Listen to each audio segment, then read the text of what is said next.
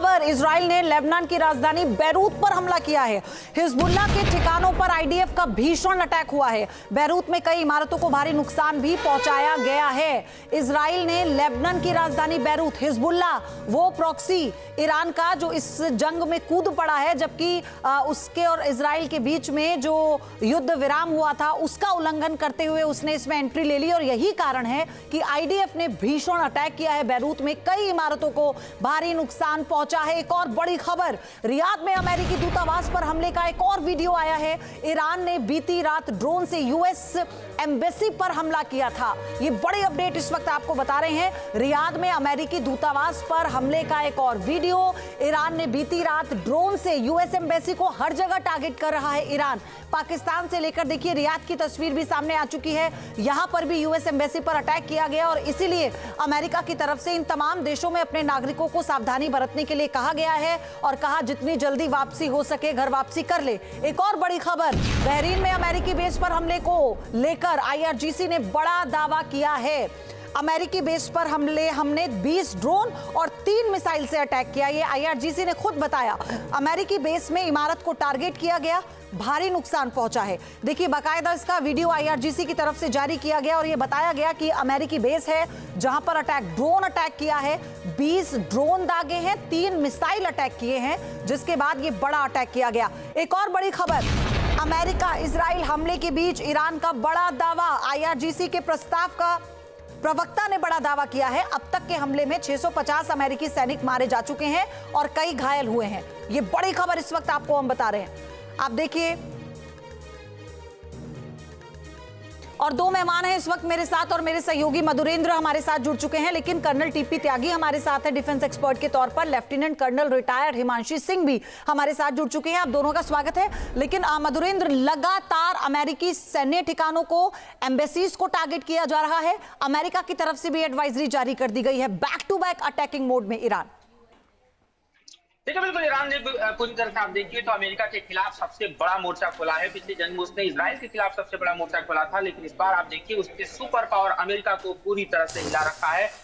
पूरे मध्य पूर्व में देखिए जो अमेरिकी ठिकाने हैं उनको एक एक करके टारगेट तो किया ही है, साथ ही आप देखिए उसने अपने टारगेट के रेंज बढ़ाए हैं। साथ ही आप देखिए कि उसकी जो अमेरिका और दरअसल इजराइल की मंशा थी कि खमनेई के मारे जाने के बाद सत्ता पलट वहां पर आसान होगा, रेजिम चेंज होगा, वो हो नहीं पाया और ऐसी स्थिति में ये वॉर अब प्रोलॉन्ग होता जा रहा है। ये वॉर अब लंबा होगा। इस बात को ट्रंप खुद बोल चुके हैं, नेतन्याहू खुद बोल चुके हैं। उसके बाद सेक्रेटरी रूबियो ने जो एडवाइजरी जारी किया, अपने लोगों को कहा है कि मिडिल ईस्ट से निकल जाएं। ये बतलाने के लिए काफी है कि अब ये जंग जो है और विकराल और विध्वंसक और प्रलयंकारी और ज्यादा हम देखें तो विस्तार पाता दिखाई दे रहा है। अभी जैसा आपने बताया कि बेरूत में जो है आईडीएफ ने हमला किया, तो इसलिए क्योंकि हिजबुल्लाह भी जंग में कूद चुका है, जहां हम इस वक्त मौजूद है इजराइल में। ये ट्रू फ्रंट वॉर झेल रहा है, एक तरफ ईरान से, एक तरफ हिजबुल्लाह से। हिजबुल्लाह का अस्तित्व दरअसल ईरान से है और ऐसे में हिजबुल्लाह जो है वो अपनी बची कुची ताकत के साथ जो है वो इजराइल पर हमला बोल चुका है। तो ऐसी स्थिति में आप देखिए तो जंग जो है वो विस्तार पाता हुआ दिखाई दे रहा है। साथ ही नेटो देशों के भी एंट्री के साथ आप देखिए ये जंग और पसरता जा रहा है, जैसे कि फ्रांस ने। बिल्कुल मधुरेंद्र, और अब तो अमेरिका ने B-1 बॉम्बर्स भी इस्तेमाल करने शुरू कर दिए हैं B-2 बॉम्बर के बाद, और इसलिए इससे समझ में आता है जिस बात का जिक्र आप कर रहे हैं कि कितना घातक और ये प्रहार होने वाला है। आप बने रहिएगा हमारे साथ। एक बड़ी खबर इसी बीच, कुवैत में अमेरिकी बेस पर हमले के बाद की सैटेलाइट तस्वीरें भी सामने आई हैं। यूएस बेस अली सलेम को ईरान ने निशाना बनाया था। हमले के बाद की तस्वीरों में दिखा तबाही का मंजर। ईरानी हमले में अमेरिकी बेस को भारी नुकसान पहुंचा है।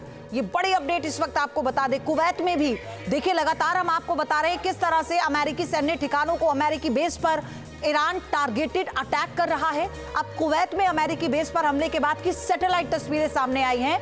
यूएस बेस अली सलेम जिस पर ईरान ने अपना निशाना बनाया, ईरान ने जिस पर टारगेट किया। अब जरा बात की तस्वीर देखिए कैसे यहां पर भारी नुकसान हुआ। एक होल आपको नजर आएगा। ये सैटेलाइट तस्वीरें हैं पहले की और बाद की।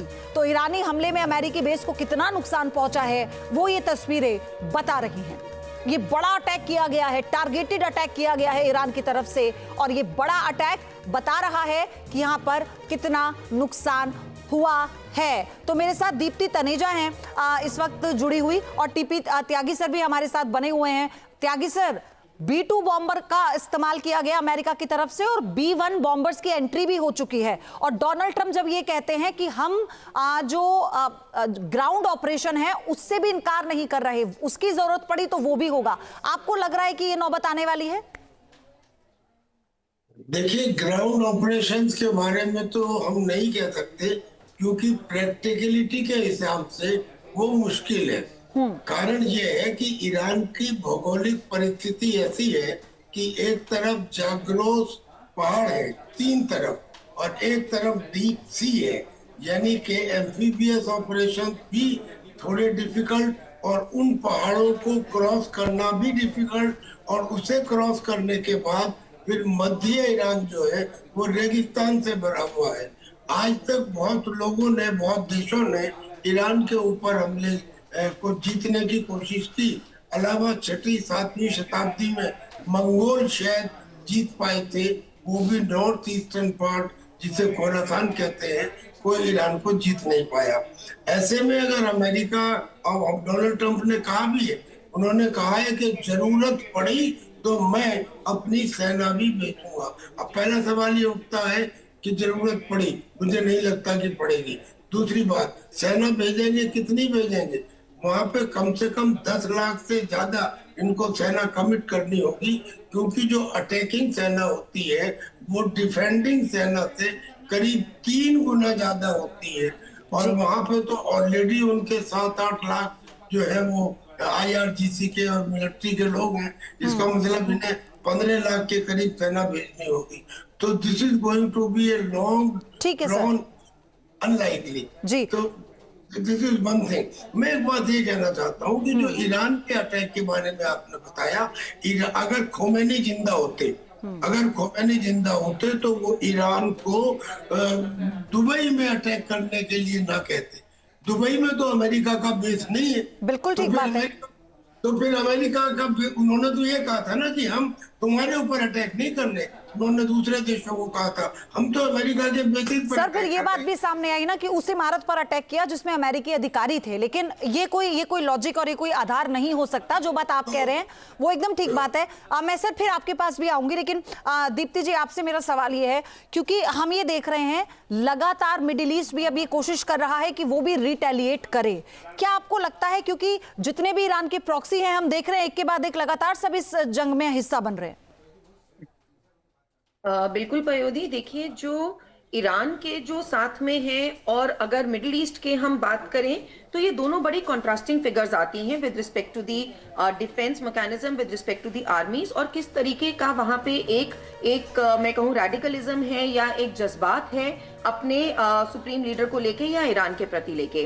क्योंकि अगर हम ईरान के साथ वालों की बात करते हैं तो जैसे हिजबुल्ला अब जो है लेबनान, वो डायरेक्टली वॉर में कूद गया है। उसके अलावा वहां पे हूतीज हैं, ISIS है, इन सबका अभी, और अफगानिस्तान का अलकायदा वो पाकिस्तान के साथ हालांकि उलझा हुआ है, और हमस का तो अपना ही इजराइल के साथ ऑलरेडी सालों से चला आ रहा है। तो ये सब डायरेक्टली, जिसे कहते हैं सेनानी की तरह ओपनली वॉर में कूदने को तैयार हैं ईरान के साथ, और वो एक जज्बा लेके चलते हैं। इसके अलावा ये भी खबरें आ रही थी कि इंटेलिजेंस सपोर्ट चाइना दे रहा है, रशिया दे रहा है, हालांकि वो ओपनली नहीं आ रहा है लेकिन वो इंटेलिजेंस सपोर्ट दे रहा है, जब इब्राहिम ब्लिंकन वॉरशिप की बात हो रही थी। तो ये सब है एक तरफा ईरान, और दूसरी तरफ जो आप मिडिल ईस्ट कंट्रीज की बात कर रहे हो, मिडिल ईस्ट कंट्रीज में पयोधी सबसे बड़ी प्रॉब्लम ये है कि आज तक तो वो अमेरिका की शील्ड में ही चले आए थे। उनके पास जो अपनी टेक्नोलॉजीज और अपनी सेनाएं हैं, टेक्नोलॉजी हालांकि उनके पास है, लेकिन जो उनकी अपनी सेनाएं, जिनको बूट्स ऑन ग्राउंड कहते हैं, जो अभी सर भी बात कर रहे थे कि बूट्स ऑन ग्राउंड लाना अमेरिका के लिए बहुत आसान नहीं होगा, तो उनकी अपनी सेनाएं मात्र 75,000 से लेकर 2-2.5 लाख में तो सारी उनकी सेना ही सिमट जाती है। तो उनका वॉर में आना, ओपनली वॉर में आकर कितना सहयोग दे पाना, जब वो अपने ही अभी इंफ्रास्ट्रक्चर, अपने ही एयर स्पेस वगैरह से जुड़ रहे हैं। और दूसरी बात ये भी दीप्ति, जो बात आपने कही बहुत अहम है कि वो अमेरिका की शील्ड में रहे, लेकिन ईरान भी तो रूस और चाइना को अपनी शील्ड समझकर शायद इतना फुदक रहा था, और पहला ही शुरुआती खामेनेई के खात्मे से हो गई। मैं आऊंगी आप लोगों के पास, बने रहिएगा। बड़ी खबर, अमेरिका का ईरान पर लगातार हमला जारी है। अमेरिका ने IRGC के कई ठिकानों को नष्ट किया है और कहा कि हम ईरान पर लगातार हमले जारी रखेंगे। ये बड़ी अपडेट है, जहां एक तरफ अमेरिकी बेस को, एम्बेसीज को निशाना बनाया जा रहा है ईरान की तरफ से, IRGC की तरफ से। वहां अमेरिका भी पलटवार कर रहा है। ईरान की बैलिस्टिक मिसाइलों के आगे डिफेंस सिस्टम फेल हो गया है। इजरायली आयरन डोम मिसाइलों को नहीं कर पा रहा है इंटरसेप्ट। इजराइल के कई शहरों पर ईरान की मिसाइलें गिरी हैं और सबसे बड़ा उदाहरण तो तेल अवीव है, यरूशलेम है, दक्षिण इजराइल है। एक और बड़ी खबर, बहरीन में ईरानी मिसाइल अटैक का नया वीडियो आया है। बहरीन में ईरान ने भीषण बमबारी की है। बहरीन में अमेरिकी एयरबेस को निशाना बनाकर हमला किया गया है। तो बहरीन में ईरानी मिसाइल अटैक का नया वीडियो, और देखिए ईरान ने भीषण बमबारी की है। बहरीन उसके टारगेट पर है लगातार।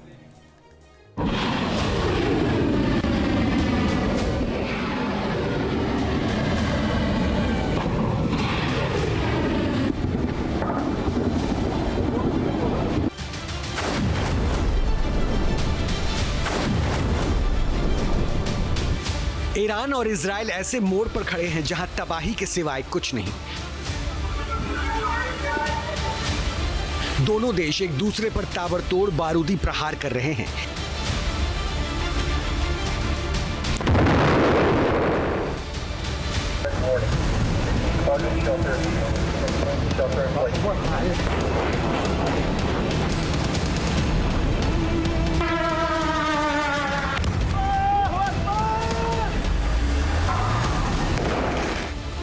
एक से बढ़कर एक घातक हथियारों से कहर ढा रहे हैं।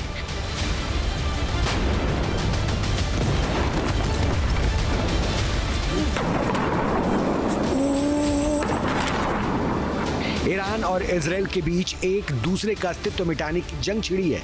ऐसे में सवाल है कि 30 साल तक दोस्ती फिर कैसे कट्टर दुश्मन बन गए दोनों देश। ईरान इजराइल वॉर की इनसाइड स्टोरी क्या है?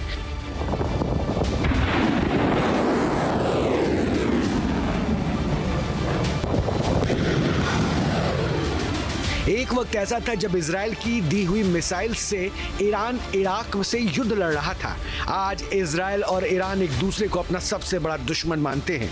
एक दौर वो भी था जब दुनिया के तमाम मुस्लिम मुल्क इजराइल के खिलाफ खड़े थे, उसे मान्यता नहीं दे रहे थे। तब ईरान ने इजराइल का हाथ थामा था। 1950 में ईरान ने इजराइल को यूएन में मान्यता मिलने का समर्थन किया था। समर्थन करने वाला ईरान तुर्की के बाद दूसरा मुस्लिम देश बना था। 1953 में ईरान में तख्ता पलट हुआ था। मोहम्मद रजा शाह पहलवी की सत्ता में वापसी हुई। पहलवी अमेरिका और वेस्ट देशों के समर्थक थे। ईरान ने इजराइल की तरफ दोस्ती का हाथ बढ़ाया। ईरान और इजराइल दोनों को अमेरिका का समर्थन था। इजराइल को तेल देने पर अरब देशों ने प्रतिबंध लगा रखा था। इजराइल अपनी जरूरत का 40% तेल ईरान से लेता था। ईरान और इजराइल ने मिलकर प्रोजेक्ट फ्लावर शुरू किया था। यह हाईटेक मिसाइल सिस्टम डेवलप करने का प्रोजेक्ट था।